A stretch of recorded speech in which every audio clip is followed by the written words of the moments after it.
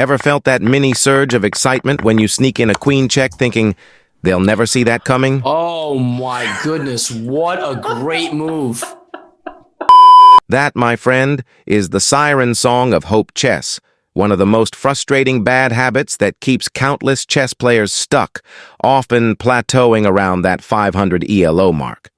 We've all done it, but if you're serious about actually improving, it's time to face the music.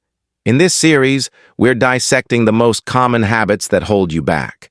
Let's kick things off by unmasking the biggest culprit, hope chess. Hope chess is that moment when you make a move based not on calculation, but on pure optimism. You don't check for the opponent's forcing responses, like checks, captures, or threats. You just play your move and pray to the chess gods that your opponent won't punish you for it. It's like sending your rook into enemy territory with no backup and whispering, "Good luck, soldier." Watch this. You're white. In this position, you have an idea to play knight take e5, hoping your opponent would take your queen so you can launch checkmate attack. You're practically picturing your opponent's greedy face. But spoiler alert, they didn't take the queen but take the knight with their knight. The attack scenarios failed, their bishop is protected, and now you down a piece, ready to lose the game, pathetic. So why do we fall for it? It's that slippery shortcut in our brain.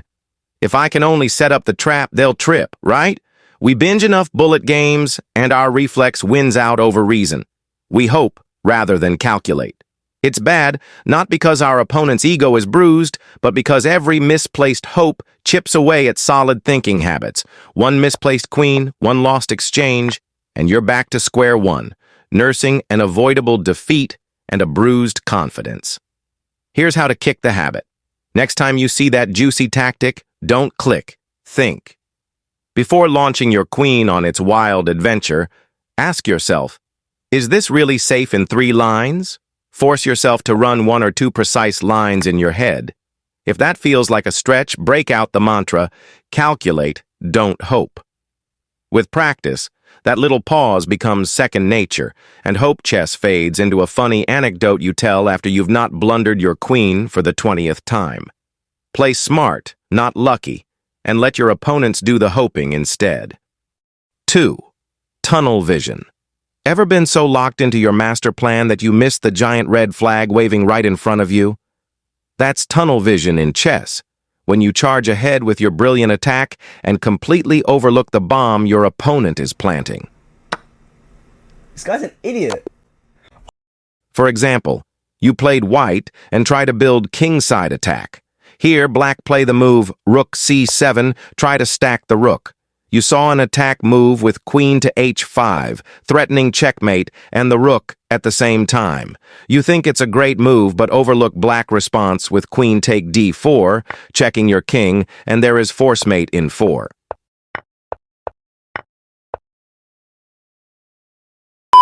You focus to attack on this side of the board, but overlook threat from the other side. Why does it happen?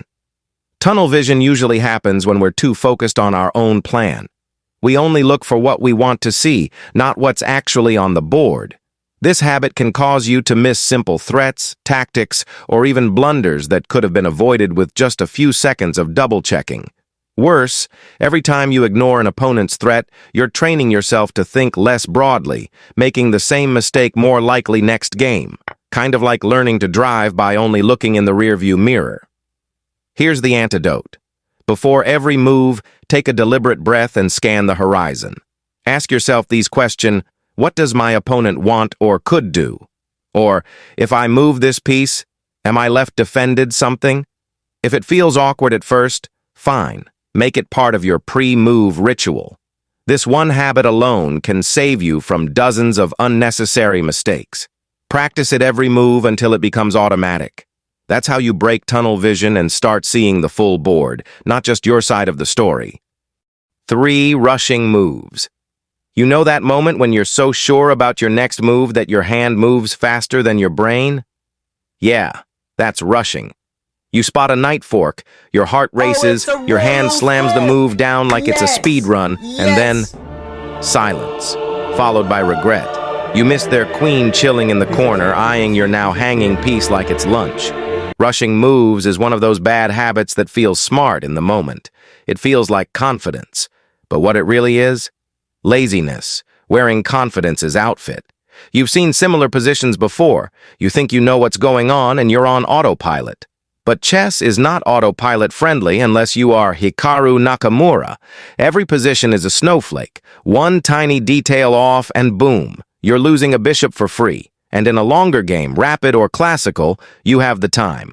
Yet we rush anyway. Sometimes because we're overconfident, sometimes because we're nervous, sometimes we are in the bullet brain mode, and sometimes, let's be honest, because we just don't feel like thinking. But here's the thing. Chess rewards patience. Slowing down, even by just a few seconds, gives your brain space to breathe. Make it a rule. After spotting a move, double-check the board. Scan for checks, captures, and counter threats. And don't just see what you want to see, look for what you're missing. Good chess isn't just about spotting your move fast, it's about spotting your opponent's reply before they punish you. So give each move the respect it deserves. You're not in a race, you're in a battle. Think before you click, and you'll start seeing positions with fewer regrets and a lot more satisfaction.